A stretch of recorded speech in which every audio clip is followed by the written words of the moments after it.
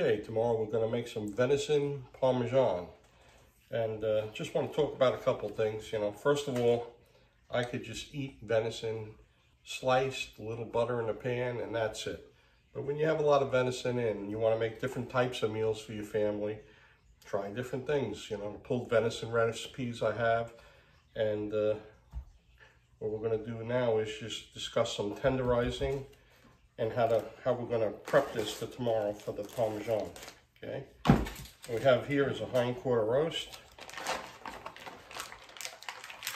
Okay, and there's different ways of tenderizing this hind quarter roast. They sell these things here with very sharp needles that break down the skin, break down the meat. Okay.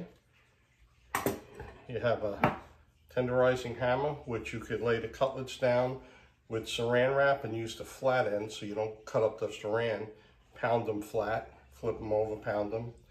Or you could use the dimple side.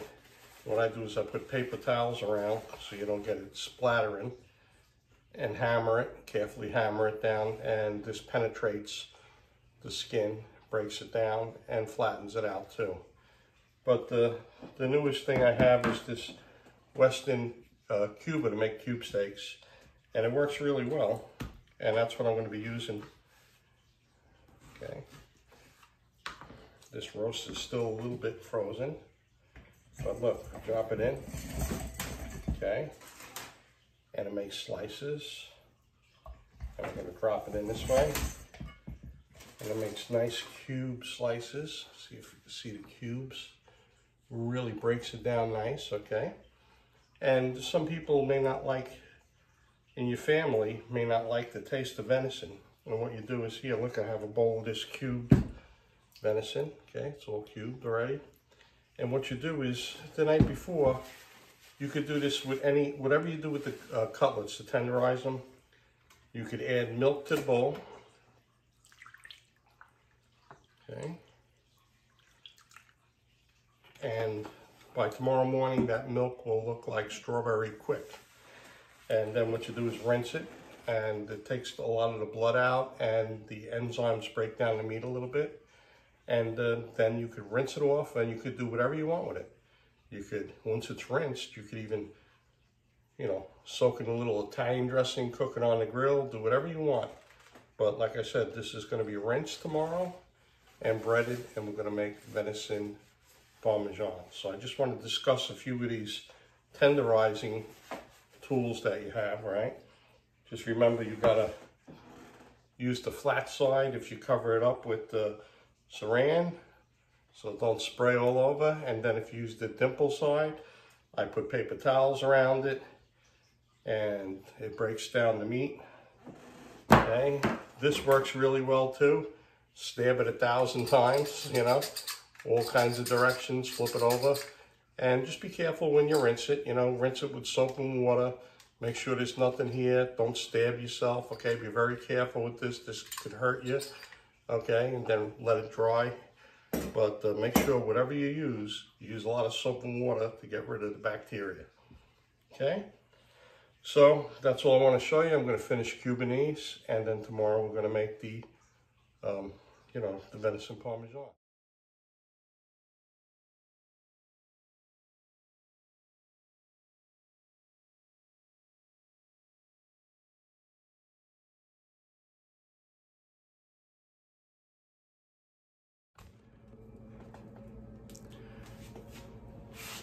Okay, I rinsed the milk out of the venison, drained it.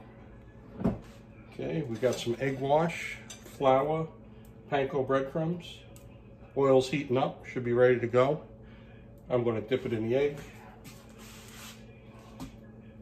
Okay, dip it in the egg, dip it in the flour,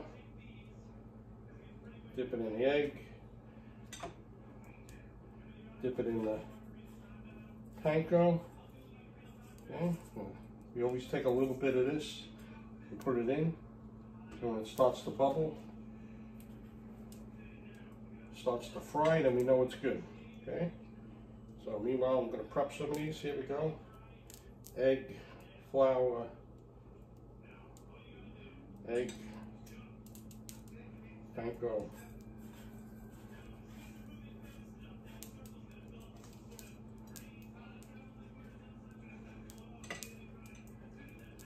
I tell you what, these cube steaks, that if I have a chance, I'll put it at the end of the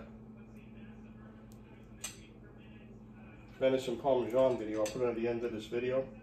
I took one of these cube steaks out this afternoon and I rinsed it, patted it dry, put some butter in the pan, just a little pepper and a little butter in the pan, and put it in. The pan was hot, you could hear it sizzle.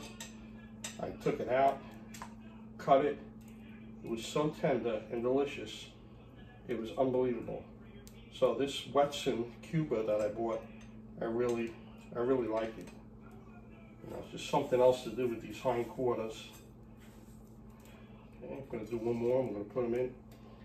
And then what I'll do is I'll fry them all up. And we'll build the Parmesan. Okay.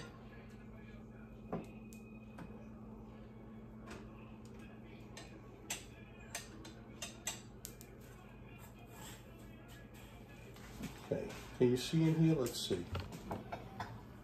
You see the little pieces I put in? They're frying.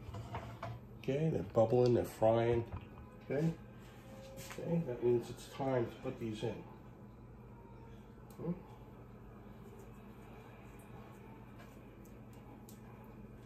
it a little hotter.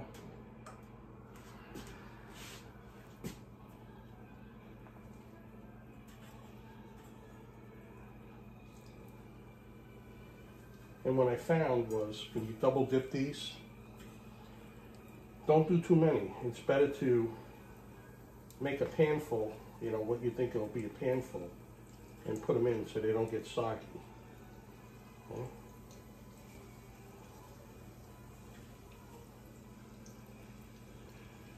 Okay, this is going to be delicious, okay? We'll let them fry up.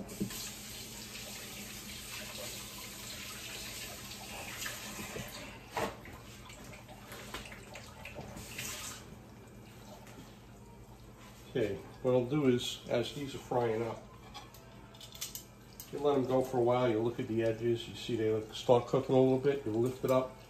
I like them a little bit crispier, okay? So we're going to leave them until they're a little crispy looking, and then you turn them, and then we're going to put them over here and pat them dry. So, I don't know, I don't want to waste too much of your time on this video. Basically, you got the idea. Venison, egg wash, flour, egg wash, panko in the pan, and then we'll build the Parmesan later, okay? I'm going to stop it here, and I'll show you them nice and golden over there where the tongs are, okay? Okay, I figure it's worth mentioning, once you see that the blood starts coming up on the top on these, okay, usually means that it's okay to turn them over now.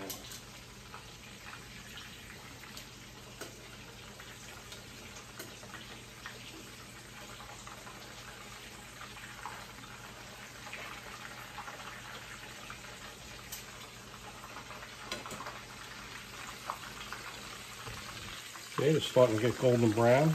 Going to cook them a little more on that side. Put them in and pat them dry.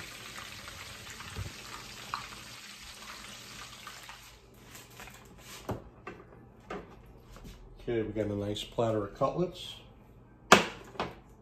I like the Palio mozzarella, the whole milk. You could buy this pre-shredded, save you a lot of time. But I went to the store and I got the blocks, and I'm going to use the food processor. Some sauce. We have roasted garlic tonight we're trying. And the other thing that we add is either Parmesan or grated Romano cheese. Okay, and we build it. We put a little sauce on the bottom. Show you in a minute. Here's the food processor.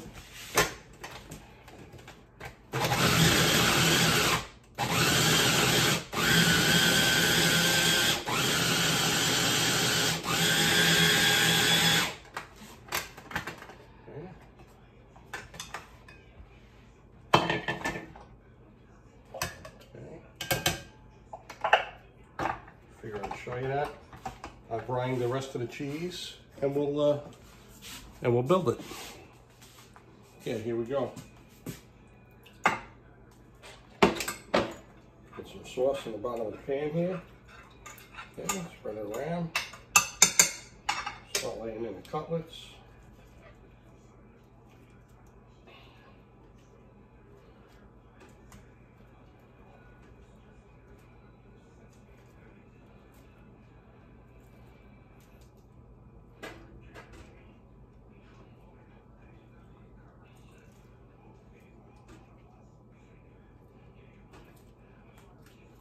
Okay.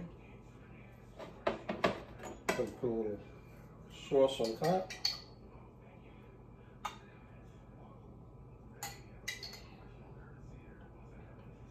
I have more sauce and I have plenty of cheese, so I'm going to make a couple, two big trays here. Okay.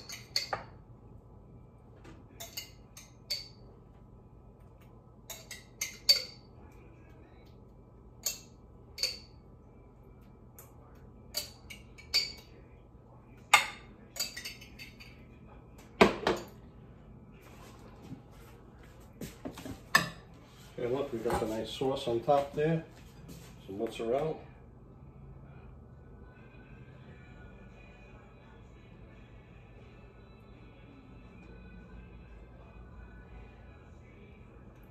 Once again, venison is delicious just by itself, but every once in a while you want to change it up with some different dishes, something that maybe your family will appreciate, especially ones who aren't that crazy about venison.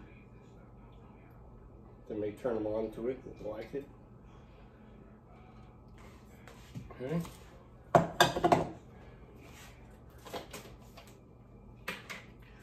Okay, we're going to sprinkle a little Romano on there.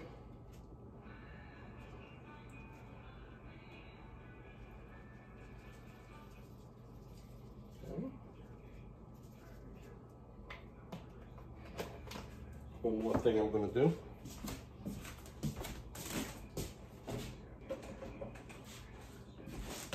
Just going to add a little Italian seasonings.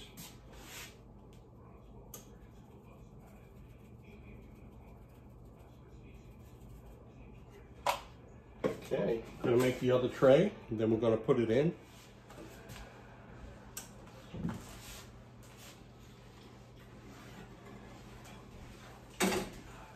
Okay, 350 for 15 minutes.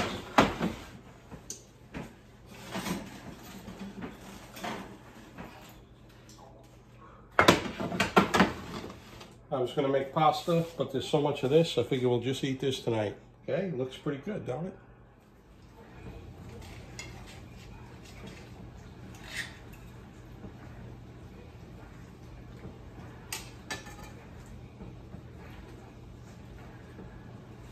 Okay, cuts like butter, looks delicious.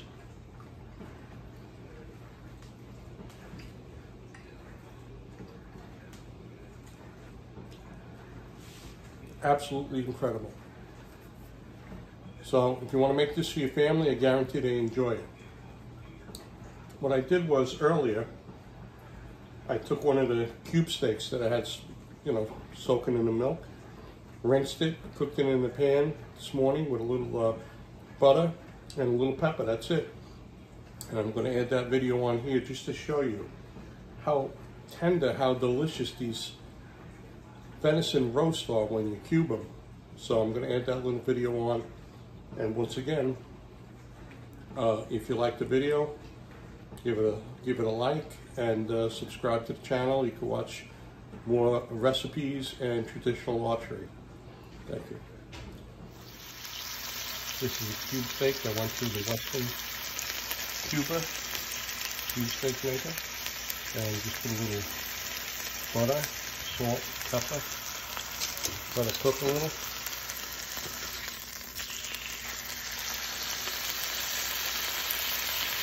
And I'm going to see how nice and tender it is. Oh, wow.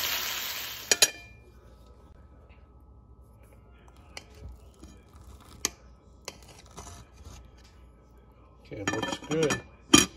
Nice and tender, a little pink on the inside. Okay, it looks so good. Let's try it.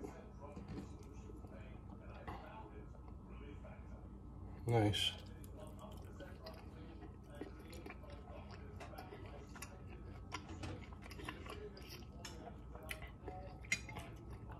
incredible. You don't get any easier than that. You cut up your hindquarter roast, run it through the Cuba, a little butter in the frying pan. I just put a little pepper on. It's incredible. No need to put anything else on it. Delicious, absolutely delicious. Okay, you definitely got to try Cuba. It makes the meat nice and tender. A little butter in the pan, a little pepper, and you're good to go.